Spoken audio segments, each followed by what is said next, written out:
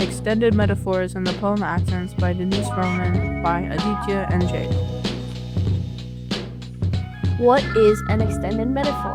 An extended metaphor is a metaphor that continues throughout a text. A metaphor is a type of figurative language that equates one thing to another or compares one thing to another. My mom holds her accent like a shotgun, with two good hands, her tongue, all brass knuckle, slipping in between her lips. Her hips are all laughter and windclap. She speaks a sancocho of Spanish and English, pushing up against one another in rapid fire. There's no telling my mama to be quiet. My mama doesn't know quiet. Her voice is one size better fit all, and you best not tell her to hush. She waited too many years for her voice to arrive to be told it needed housekeeping. English sits her mouth remixed, so strawberry becomes a strawberry, and cookie becomes a cookie, and kitchen, keychain, and chicken all sound the same. My mother doesn't say yes. She says, aha, and suddenly the sky in her mouth becomes a Hector Lavoe song. Her tongue can't lay itself down flat enough for the English language. It got too much hip, too much bone, too much conga, too much cuatro to two-step. Got too many piano keys in between her teeth. Got too much clave, too much hand clap. Got too much salsa to sit still. It be an anxious child wanting to make Play-Doh out of concrete. English be too neat for her kind of wonderful. Her words spill in conversation between women whose hands are all they got. Sometimes our hands are all we got, and accents that remind us that we are still bomba, still plena. You say huepa, and the stranger becomes your hermano.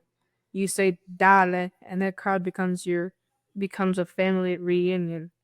My mother's tongue is a telegram for her mother, decorated with the conquis of El Campo, so even through her lips can barely stretch themselves around English. Her accent is a stubborn compass, always pointing her towards home.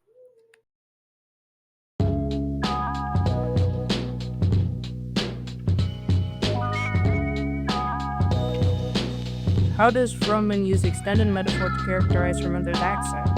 She uses metaphors to describe her mother's accent by using musical instruments and dances to describe it. It says that she got too much conga or got too much salsa to sit still. These are all dances danced by Puerto Ricans, salsa and conga. Also, some examples of instruments are it got too much clave, which are like basically two sticks where they bang against each other, and too much cuatro to two steps. A cuatro, we found out, is a string instrument. Also, the author says this is a good way, this in a good way, not in a mocking way or a racist tone. This is because in her work, her tone is admiring, not judging. I think she uses musical instruments to describe her mother's accent because she probably thinks that it is the best representation of her home country's accent.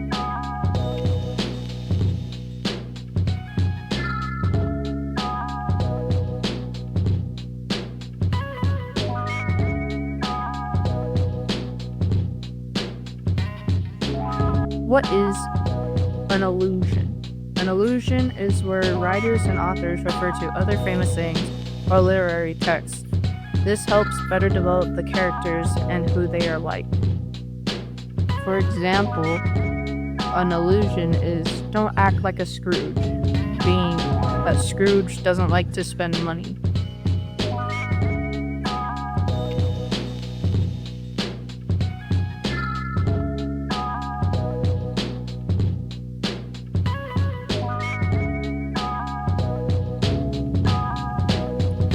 How does Frohman use allusions in her poem? She uses allusions in her poem by referring to instruments to describe her mother's accent.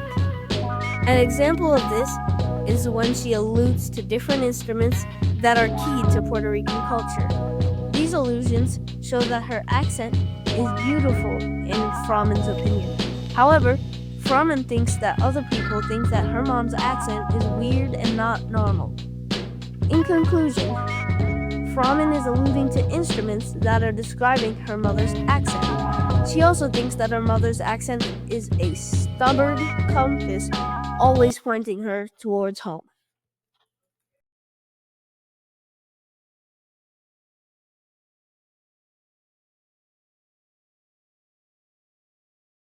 That's it for today. Have a great day, Raptors!